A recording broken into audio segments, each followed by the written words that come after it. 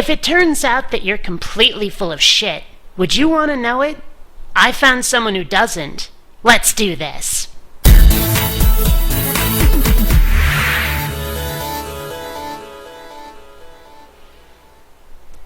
Most of you know him already, but if you don't, allow me to introduce you to Dawa Films. Many contemporary atheists have this mantra about evidence in God's existence. The same thing they keep saying over and over and over again. And we wouldn't have to say it over and over and over again if people would actually get a clue. Just saying. There is no evidence for God, therefore it is irrational to believe in God. Or they constantly ask that theists provide evidence for the existence of God, else they're not worthy of listening to. Well, let me ask you this. Would you change your mind about the existence of God just on my say-so? Without any evidence, without any reason? Of course you wouldn't. You'd demand that I showed you were wrong. You'd demand that I showed evidence that what you believe is not what matches reality. Well, that's all I'm doing. That's all I'm asking for. I'm saying if your God is real, show it to me. Prove it to me. And then I'll change my mind. But not before. Now, I do believe that there are good reasons and sufficient justification for belief in God. However, I don't feel that it's necessary to give them. And many atheists might be asking me, well, why do you think that? Well, I have two reasons for that, one of them being minor and the other major. The first reason, the minor one, has more to do with how atheists view evidence and what I consider to be unreasonable demands. Most contemporary atheists follow this idea that evidence or sufficient justification is only found in science. In other words, if the purported evidence is not detected by the five senses, it's not sufficient. When it comes to questions of existence, you betcha, the five senses are absolutely necessary. Existence, in terms of something that can have a tangible effect on the physical world, which just about every religion claims their God can do, science is 100% necessary. Yes, it has to be something that can be detectable by the five senses. Now, here's the problem. You are not going to make that division. You are simply going to assume that we think evidence from the five senses is necessary for everything. And it's not. When it comes to something that's philosophical, that's conceptual in nature, that's a different story. But you claim your God exists. You claim your God can have that tangible effect on the physical world, and that's why we demand evidence that can be detected with the five senses.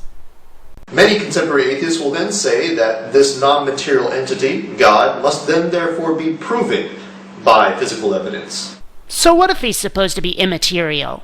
He's allegedly had that tangible effect on the physical world and is therefore a matter for science. You can't have it both ways. Either your God is completely immaterial and has never had an effect on the tangible world, and therefore belief is just chowder-headed because you have no reason to believe, or your God has had an effect on the physical world and can therefore be proved with evidence. It's one or the other. You can't have it both ways.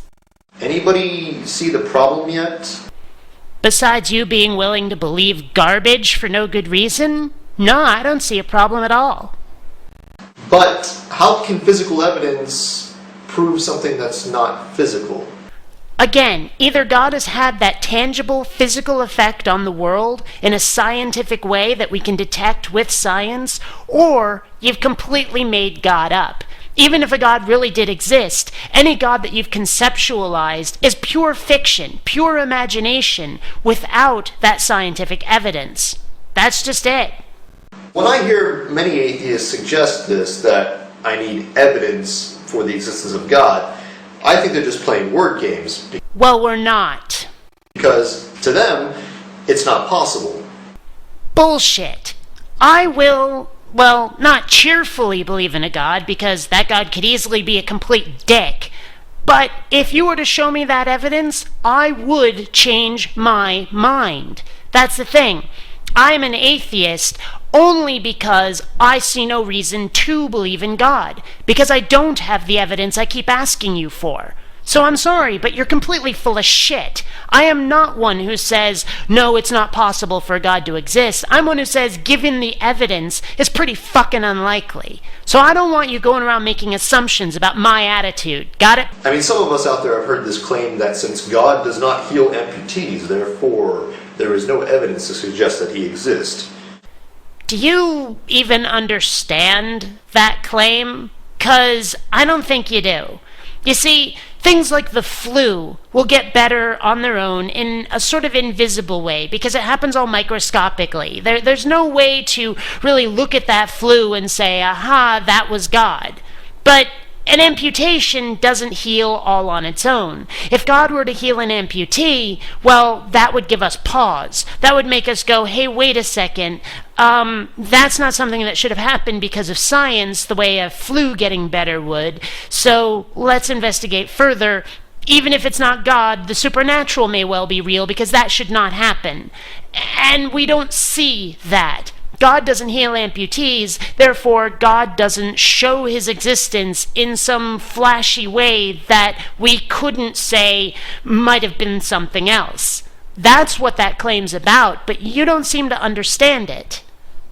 Well, even if an amputee actually did miraculously grow their limbs back, I'm pretty sure that most atheists would try to say that there's some sort of physical explanation behind it. And they would refrain from making any sort of supernatural claims because they believe that there is a natural explanation behind it. And there you go making assumptions again. 'Cause what a good atheist would do is investigate further. What a real, true, rational thinker would do is go, what made that happen? Not immediately saying, no, it couldn't have been God, it had to be a physical explanation. We'd want to investigate. See, that's the thing. Religion discourages investigation. Religion demands faith of us, belief without investigation, without evidence. And I'm not willing to do that. I want to know that what's in my head matches reality, and so I will check to make sure. If an amputee managed to heal a limb, just grew it right back, I wouldn't immediately discard God. I wouldn't immediately credit science. I might be more likely to credit science, but I'd want to investigate further because that seems like something that shouldn't happen. But here you are, making it seem as though we atheists will just automatically deny that it was God, and that's bullshit. In other words, naturalism of the gaps. Well, that's your problem, pal. 'Cause that's not how most atheists are. Most atheists I know are skeptics. They're skeptics because they check and make sure before they believe something.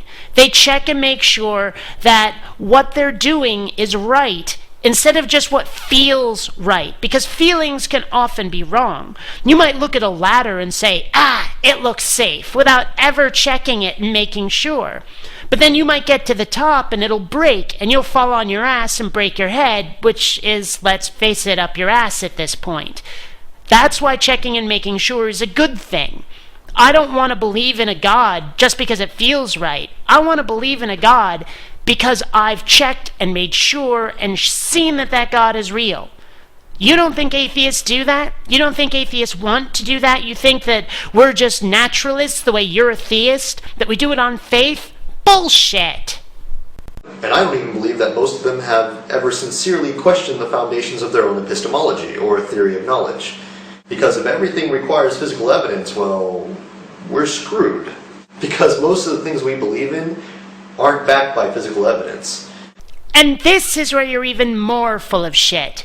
Because we don't say that everything needs evidence. We say that existence needs evidence. That something which affects the world needs evidence. The God that you talk about has had a tangible effect on the world, and therefore that God needs physical evidence. That God needs to be proved scientifically. Now, if we're going to talk about philosophy of mind, if we're going to talk about conceptual stuff, that's different. But you're not making that distinction. And that's part of where you're fucking up. Big time. My major gripe, however, with this claim or this question that do you have evidence for God's existence, is that it's completely nonsensical, given the fact that the normative natural disposition is to believe in the supernatural. Now, what do you mean by that, Ali? Well, though what I and others have presumed for quite some time, though it has just recently been proven by scientific inquiry, is that we, as human beings, generally, are hardwired to believe in the supernatural. So what? So what if that's your natural inclination? The fact is that we are not justified in believing in the supernatural unless we can prove it, unless we can show that it's real. And if we can't do that in a scientific way, if we cannot show at least that the scientific principles we hold are being violated, then there's no reason to believe in the supernatural. I don't care how right it feels to you. That is not justification for believing it. More precisely, we're hardwired to be dualist and to see agency and purpose around us. So what? So it looks like agency. Does that mean that it really is truly purposeful? No. No, of course not. What you do is you investigate, you check and make sure. You don't just run on automatic and say, well, it looks like this, therefore it is this. I mean, we've done that many, many times throughout human history and been wrong many, many times. From the sun going around the earth to the earth being flat, there are so many things we've been wrong about that further investigation has shown to be something other than what we thought, other than what we saw automatically.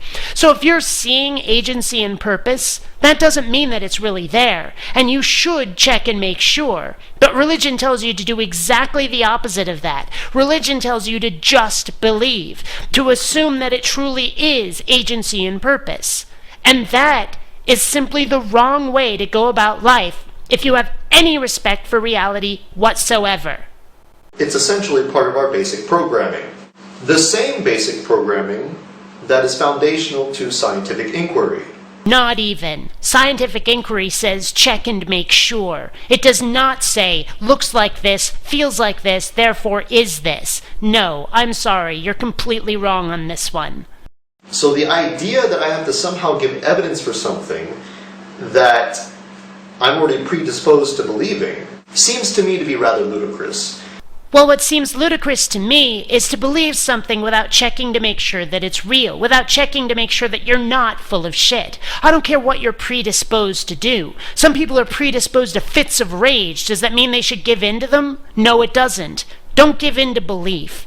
Check, make sure, acquire knowledge instead. That's the right way to go. Believing something just because it feels right, just because you're predisposed to it, that's the ludicrous thing. Allow me to explain why.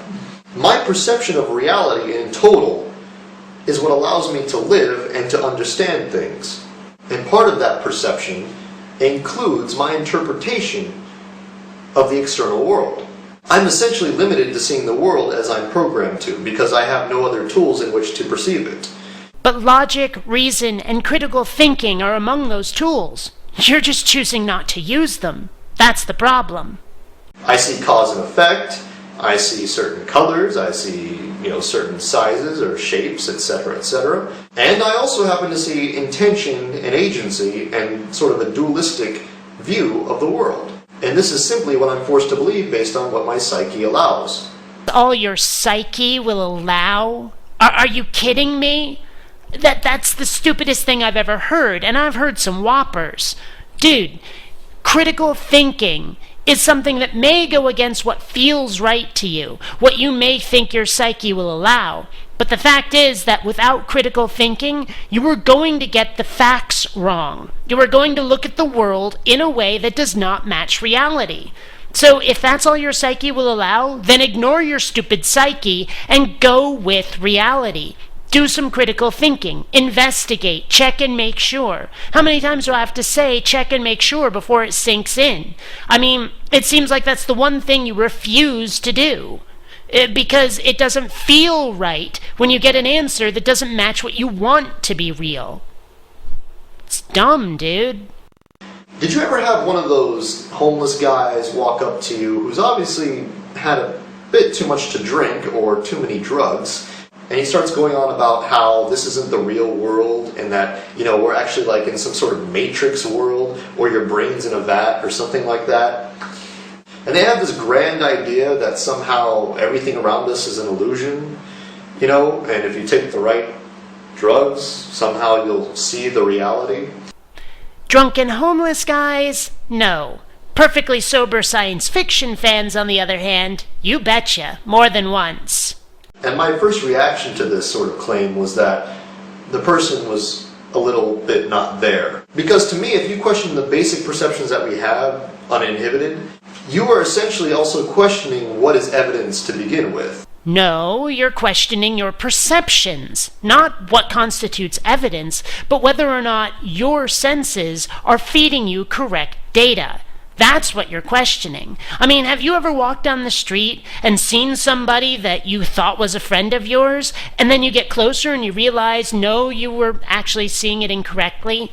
Or did you ever see something out of the corner of your eye that made you think you were about to be hit by something, but then you look and you realize, oh, no, it was just a tree rustling in a funny way? You're questioning your perceptions, and so you tell yourself, let me make sure that what I'm seeing matches reality. That's the point, which you've completely missed. So to claim that there's an alternate reality outside of what we can perceive is rather ludicrous. Isn't that exactly what religion claims? Doesn't religion say that there's a heaven and a hell and a God out there that we can't perceive, that's in some magical realm that's beyond our senses? I mean, you just refuted your own position here. Think about it. I mean, when I walk down the street, I don't expect to, fall through the earth and end up in some sort of alternate dimension. And I don't think it's too terribly likely either. But that doesn't mean I completely discount the possibility. I just discount the probability. I discount the likelihood that I will walk through some portal into another dimension while going down the street. It just doesn't seem likely based on the evidence I've got. I see no evidence for that ever happening, so it seems ludicrous. Similarly, the existence of God seems ludicrous because I have no evidence for his existence. I mean, that should be pretty obvious, that without evidence for something, there's no reason to believe in it. And yet, a lot of people believe in God just because it feels intuitively right, even though they don't have that evidence. Even though it should seem ludicrous, they still believe because of a feeling instead of evidence. And that is getting it wrong. That is doing it wrong. Or when I walk outside and I see a tree, I don't expect it to be something other than a tree unless there's some sort of data that tells me otherwise. But you have external data of trees. You've seen them, you've touched them, you've smelled them, you've heard them rustle in the breeze. You have actual scientific data for the existence of trees. So explain to me why I should believe in the existence of God without the same kind of data, without something that exists outside of my head, that can't be imagination.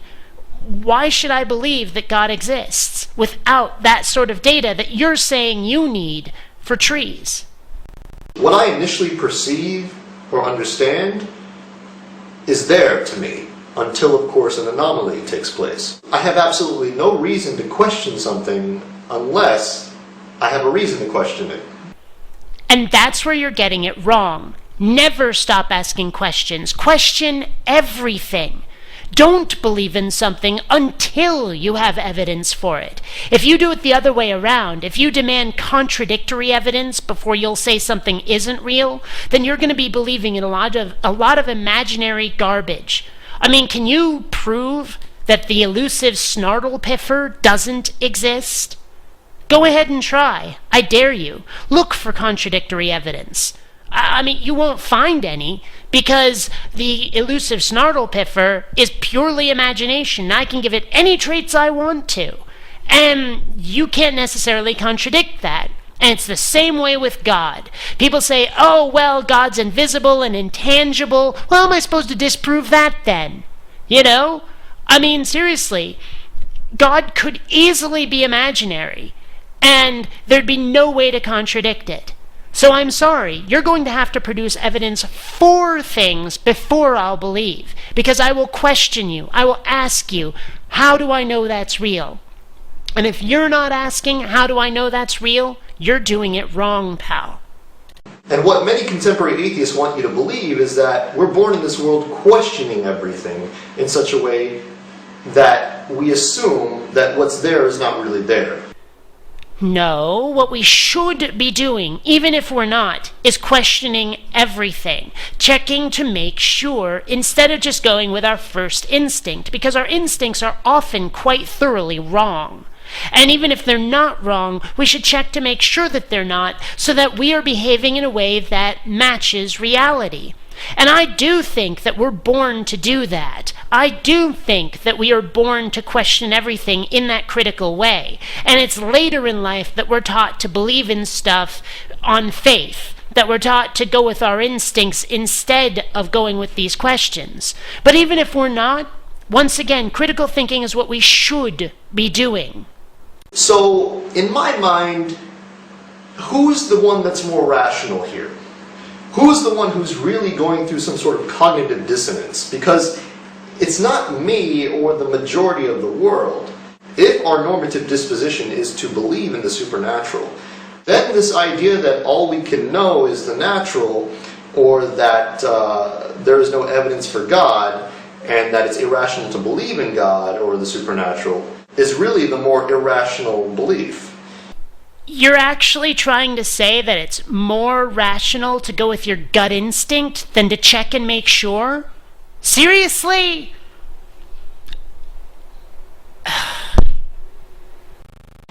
It is quite possible that default positions are more on the individual level. However, I would say that what is normative is more rational than what is not. Majority rules, huh? I don't bloody think so. Either you don't know what the word rational means, or, as I say, you're trying to appeal to the majority. And it doesn't work like that. You see, if you're rational, you're using reason, you're using logic. And I'm sorry, but going with the herd is anything but. Going with what seems normal, what seems like what everyone does, as you say, normative, is rational? No, it isn't. I'm sorry, but mob mentality is anything but rational. Unless you're using logic, reason, and evidence, you are not doing the rational thing. Again, ask questions, check and make sure. That's what's rational. And for many atheists who continue to use this baby analogy to assume that atheism is a starting point, this is just dumb. It is about as functional in dialogue and justification for rationality as stating that when I didn't exist, I didn't believe in God, so therefore I must be more rational than you. No.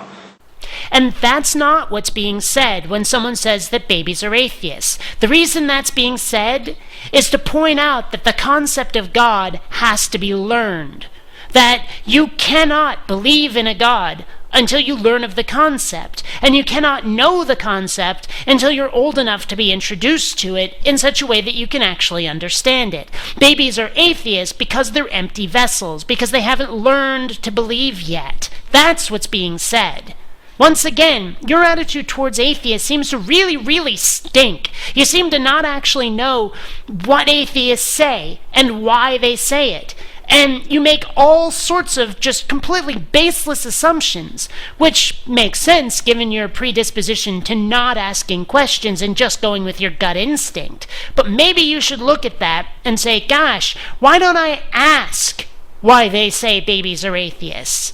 Did you ever do that? I don't think so, given the way you're talking right now. You don't seem to understand the atheist position at all. And honestly, I despair of explaining it to you because I have a feeling you're not going to listen to what I say. Have I seemed angry at all through this video?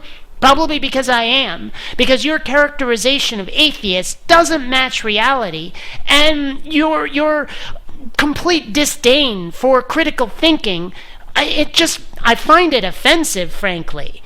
I mean, not that you should care what I find offensive, but still, it stinks. And yeah, it kind of pisses me off just a little bit, because if that's what's normative, then this world is in serious trouble. I mean, when I was very young, I saw the world as purposeful or having some sort of intention or agency. I mean, when somebody told me about God for the first time, the only thing that I learned new was a word and a label to apply to what I already saw. But all you have is your perception. All you have is your feeling. You don't actually have any evidence that there really is agency there. Okay, so someone else feels like they saw it too and gave it a name. Big deal. That doesn't mean that there's actually an agency out there. It just means that to you, it seems like there's one. But I think you're unwilling, perhaps even unable, to ask the relevant questions, to check and make sure. I think you're unwilling because if it turns out you're wrong, it throws your entire world out of balance, that you would have to reorder your perception of the universe. And I don't think you want that, even if it turns out to be true. But see, that's the difference between you and I. If my perception of the universe is wrong, I want to know it. I don't think you do. So the idea that I have to somehow give justification for something that I'm forced to believe, something that is normatively natural to the human mind, to me, this is irrational. Well, you're wrong. It's natural for us to think that the sun is going around the earth when it isn't, because it appears that way. It's natural for us to think that the earth is flat, though it isn't, because it appears that way.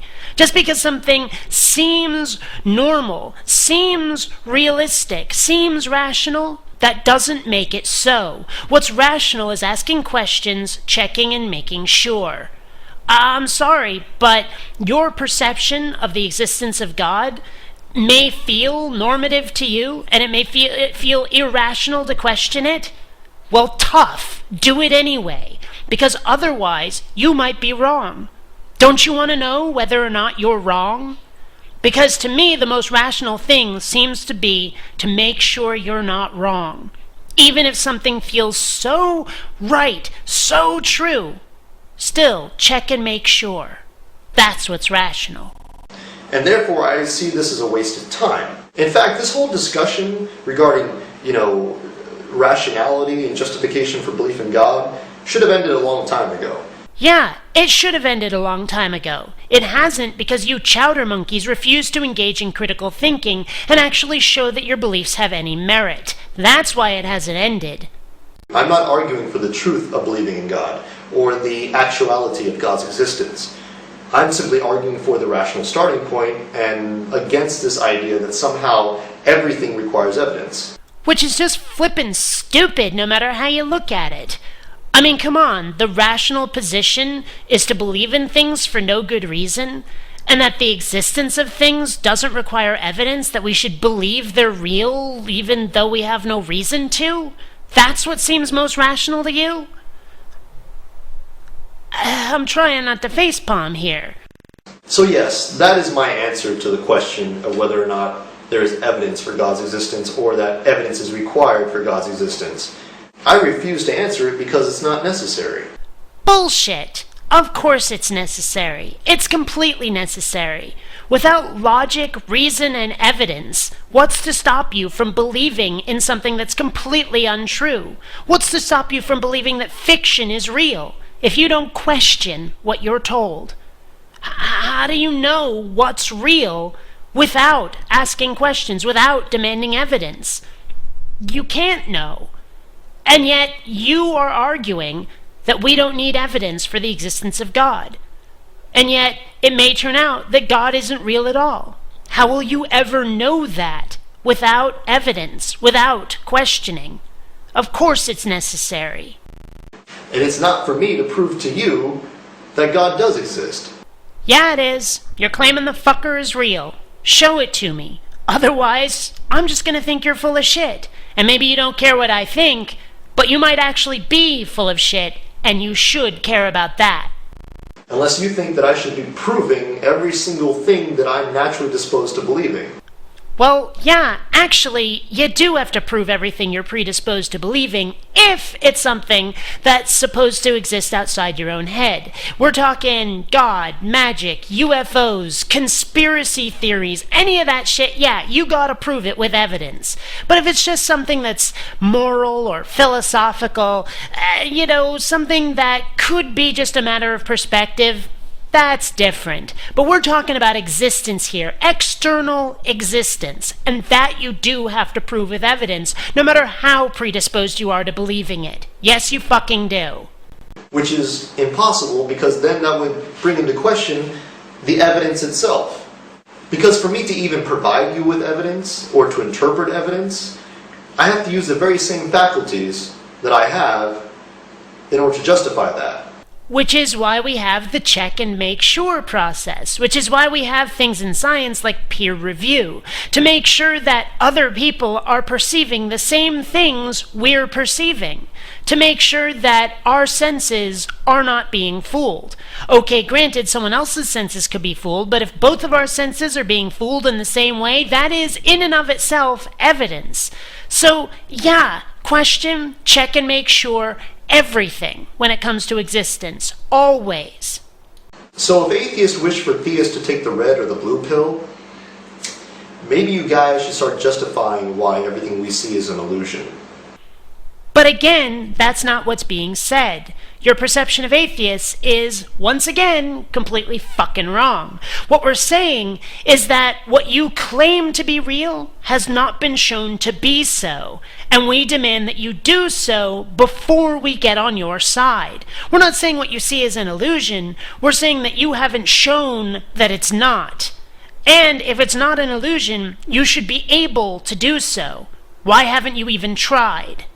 But this is really more of a philosophical problem, which most atheists these days don't even care for. How many times have I heard most atheists say that philosophy is nonsense? It's not as good as science.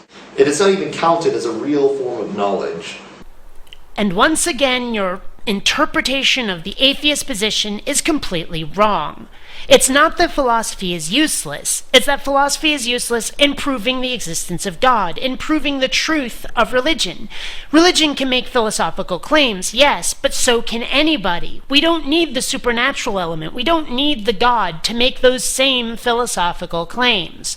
However, religion, dogma, always says that God has affected this world in a tangible way, in ways that should be matters of historical and scientific record. And so without evidence of that, of this effect on the world, we have no reason to believe the supernatural claims of religion, because we have no reason to believe that it has had any effect on this world whatsoever. And without having an effect on this world, then even if a God exists, he, she, it, or they is completely irrelevant. So, you have no reason to believe in God without the kind of evidence atheists demand. And yet you do anyway. And that's why we think you're irrational. I mean, talking to an atheist about philosophy is like talking to a young earth creationist about evolution. It just doesn't work. And it makes you so frustrated to even talk to some of these individuals. Well, how do you think it feels for us trying to talk to someone like you, where you seem to think a purely conceptual argument can prove the existence of something that's alleged to have had a tangible effect on the universe, which you don't feel any obligation to prove? And you think that's not frustrating to us? Really? So to all those atheists out there that keep pushing this, I'm sorry. I guess I'm just too skeptical to accept your claims. Skeptical, my well-toned and shapely hiney. Skepticism isn't just saying nuh-uh. Skepticism is being critical, checking, making sure. It's not running on automatic, and instead, actually thinking. Well, that's all we've got, folks. Until next time, this is BionicDance signing off. Catch you later. And remember, if it can't be in your hand, it's all in your head.